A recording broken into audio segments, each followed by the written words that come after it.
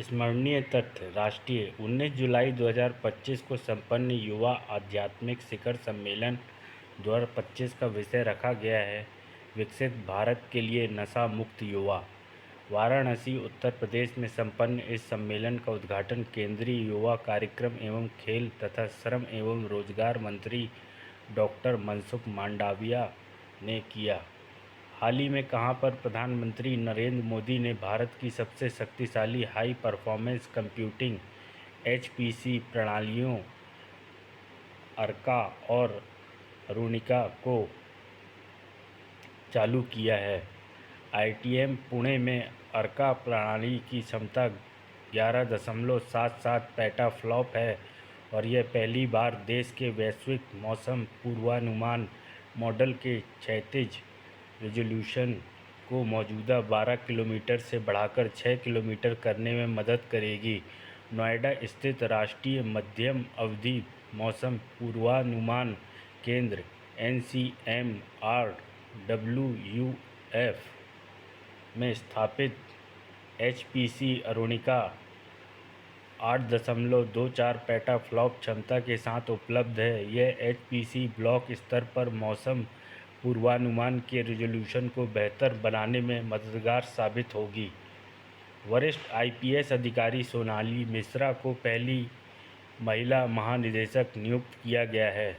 Railway सुरक्षा बल RPF का सोनाली मिश्रा आरपीएफ का नेतृत्व करने वाली पहली महिला अधिकारी होंगी।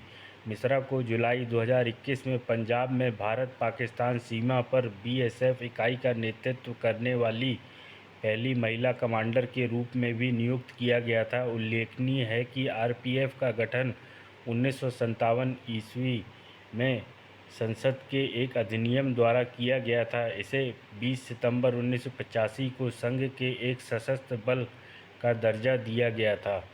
सेवानिवृत्त वैज्ञानिकों की विशेषज्ञता का लाभ उठाने के लिए अनुसंधान राष्ट्रीय अनुसंधान फाउंडेशन ANRF ने किस योजना की घोषणा की है? प्रधानमंत्री प्रोफेसरशिप नई फेलोशिप योजना के तहत चयनित प्रोफेसरों को 30 लाख रुपए वार्षिक फेलोशिप और 24 लाख अनुसंधान अनुदान साथ ही 1 लाख अतिरिक्त व्यय मिलेगा। यह योजना SERB की पुरानी स्कीम की जगह पर लाई गई है।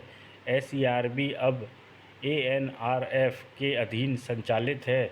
यह पहल विदेशी वैज्ञानिकों, प्रवासी भारतीयों और उद्योग जगत के पेशेवरों के लिए भी खुली है। पात्रता में PAIR कार्यक्रम के अंतर्गत श्रेणी ए स्पोक संस्थानों राज्य विश्वविद्यालयों से संबद्धता अनिवार्य है। नीति आयोग के उत्तर पूर्व SDG जिला सूचकांक 2023-24 में कौन सा जिला शीर्ष पर रहा है? हंथियल मिजोरम जिला। नीति आयोग मोडोनर और UNDP की सहायता से जारी उत्तर पूर्व जिला SDG सूचकांक 2023-24 दूसरा संस्करण जारी किया गया। इस सूचकांक में मिजोरम का हंथियल जिला 21.43 के स्कोर के साथ शीर्ष प्रदर्शन करने वाले जिले के रूप में उभरा। इसके बाद मिजोरम में चम्फाई जिला 79.86 और त्रिपुरा में गोमती जिला 78.79 स्कोर के साथ क्रमशः दूसरे और तीसरे स्थान पर रहा। अरुणाचल प्रदेश का लोंगडिंग जिला 58.71 अंक के साथ पूरे क्षेत्र में सबसे निचले स्थान पर रहा है। किस राज्य सरकार ने वंशानुगत बीमारियों से निपटने के लिए भारत की पहली जनजातीय जीनोम परियोजना शुरू की है? गुजरात ने। इस योजना का उद्देश्य जनजातीय आबादी के लिए आनुवंशिक स्वास्थ्य जोखिमों की पहचान करना और सटीक स्वास्थ्य सेवा प्रदान करना है। इस पहल के तहत राज्य के 17 जिलों के आदिवासी समुदायों के 2000 व्यक्तियों के जीनोम का अनुक्रमण किया जाएगा। यह परियोजना गुजरात जैव प्रौद्योगिकी अनुसंधान केंद्र GBRC द्वारा कार्यान्वित की जा रही है। इसकी घोषणा 2025-26 के राज्य बजट में की गई थी। खगोलीय पर्यटन को बढ़ावा देने के लिए 27-28 जून 2025 में कहाँ पहली बार एस्ट्रो टूरिज्म फेस्टिवल का आयोजन किया गया है? लद्दाख में।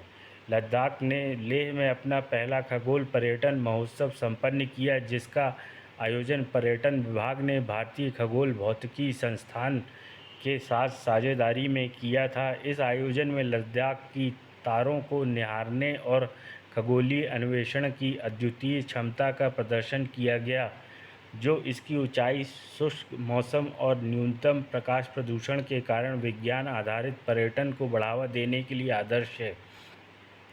डीआरडीओ ने किसके साथ मिलकर भारत का पहला स्वदेशी carbon fibre foot prosthesis launch किया है? एम्स बीबी नगर। 14 जुलाई 2025 को डीआरडीओ की रक्षा अनुसंधान एवं विकास प्रयोगशाला डीआरडीएल और एम्स बीबी नगर ने भारत का पहला किफ़ायती स्वदेशी रूप से विकसित उन्नत carbon fibre foot prosthesis launch किया। यह पैर 125 किलो तक का भार सहन कर सकता है और इसकी कीमत 20,000 रुपये से कम होने की उम्मीद है। हाल ही में कहाँ गार्सेनिया प्रजाति की खोज की गई है, जिसका नाम जतेंद्र शर्मा की मां कुसुम देवी के सम्मान में गार्सिनिया कुसुमाए रखा गया है? असम में। असम के बक्सा जिले में गार्सिनिया कुसुमे नामक एक नई वृक्ष प्रजाति की खोज की गई है, जिसे स्थानीय भाषा में थोईकोरा कहा जाता है। गार्सिनिया वंश का यह वृक्ष वरिष्ठ वनस्पति शास्त्री जतेंद्र शर्मा द्वारा खोजा गया था और इसका नाम उनकी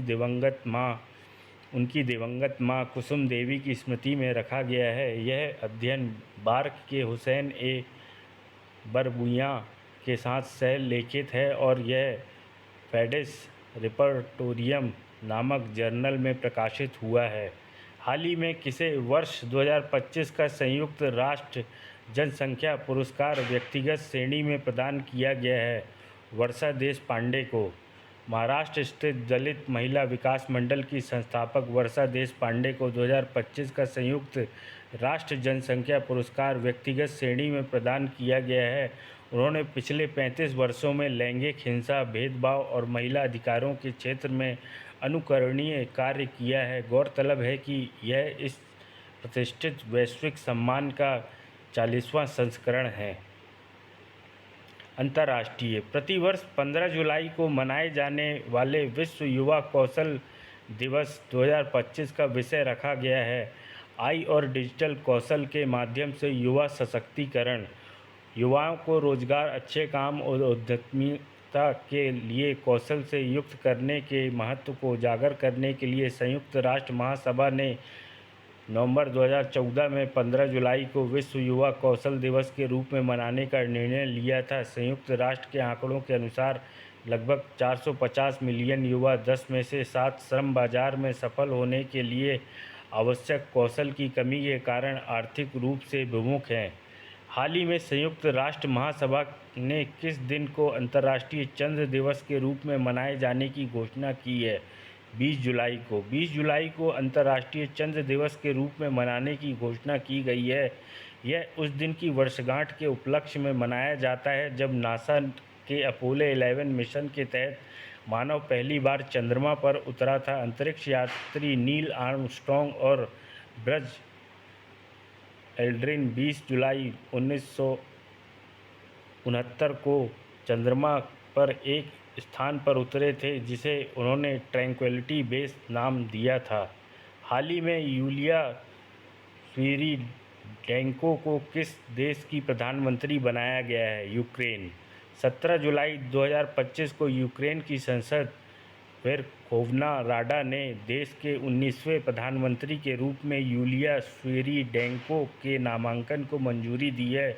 सुश्री स्विरिडेंको ने डेनिस श्यामहाल का स्थान लिया है, जो 2020 से प्रधानमंत्री पद पर हैं। प्रधानमंत्री पद पर नियुक्ति से पहले वह पहली उप प्रधानमंत्री थीं और उन्होंने 4 नवंबर 2021 से आर्थिक विकास और व्यापार मंत्रालय का कार्यभार संभाला था। अमेजन क्षेत्र का वह पहला देश जिसे विश्व स्वास्थ्य संगठन WHO ने मलेरिया मुक्त प्रमाणन प्रदान किया है? सूरीनाम। सूरीनाम अमेज़न क्षेत्र का पहला देश बन गया है जिसे विश्व स्वास्थ्य संगठन (WHO) से मलेरिया मुक्त प्रमाणन प्राप्त हुआ है। यह इस घोषणा के साथ कुल 46 देशों और एक क्षेत्र को WHO द्वारा मलेरिया मुक्त प्रमाणित किया गया है, जिसमें अमेरिका क्षेत्र के 12 देश शामिल हैं। WHO तब किसी देश को मलेरिया मुक्त घोषित करता है जब वह लगातार 3 वर्षों तक मलेरिया के स्थानिक प्रसार को पूरी तरह समाप्त करने का प्रमाण प्रस्तुत करता है। सूरीनाम में प्लास्मोडियम फैल्कीपैरम का अंतिम मामला 2018 में और प्लास्मोडियम विवैक्स का अंतिम मामला 2021 में दर्ज किया गया था। उल्लेखनीय है कि भारत को अभी तक मलेरिया मुक्त घोषित नहीं किया गया है। हालांकि वर्ष 2027 तक भारत में मलेरिया मुक्त होने का लक्ष्य है और 2030 तक इसे पूरी तरह से समाप्त करने का लक्ष्य है। 1 जुलाई 2025 को अमेरिका में संपन्न क्वाड देशों ने खनिज आपूर्ति श्रृंखला को सुरक्षित करने के लिए किस नई पहल की शुरुआत की है? Quad critical minerals initiative.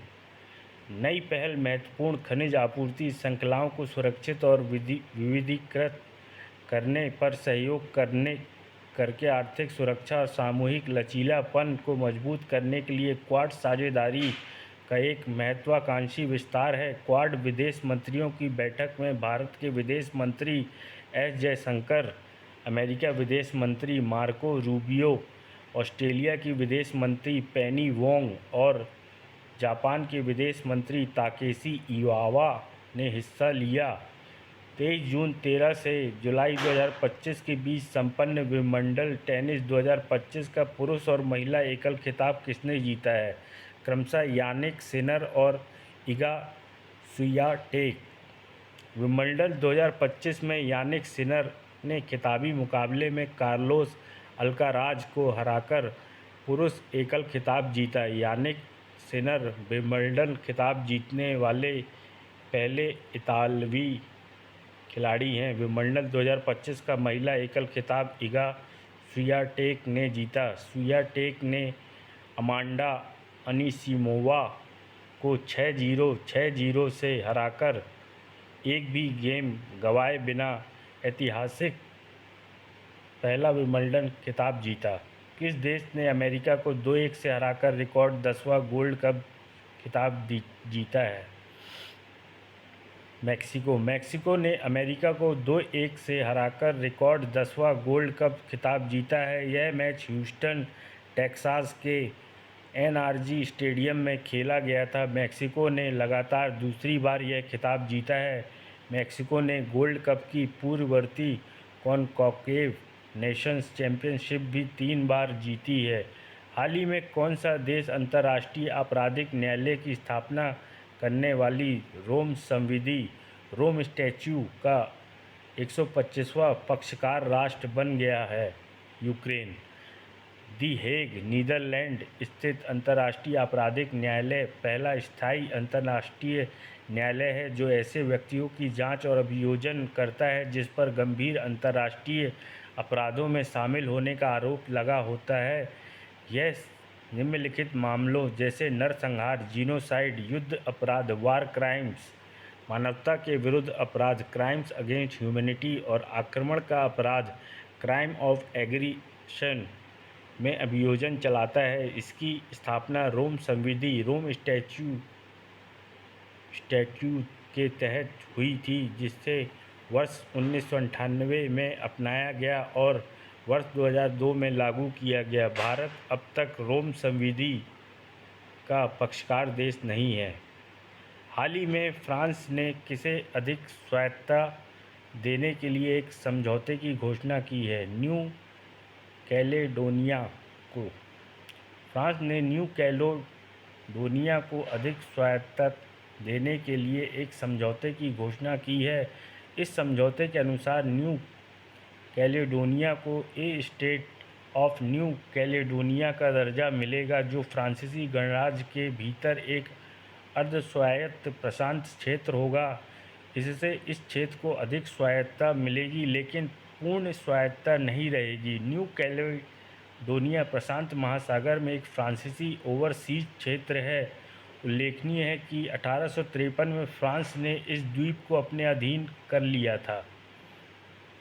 यूरोपीय अंतरिक्ष एजेंसी (ईएसए) और यूनाइटेड किंगडम की फ्रेजर नेल्स ने किस परियोजना की शुरुआत की है जिसका उद्देश्य हाइपरसोनिक तकनीकों का विकास करना है?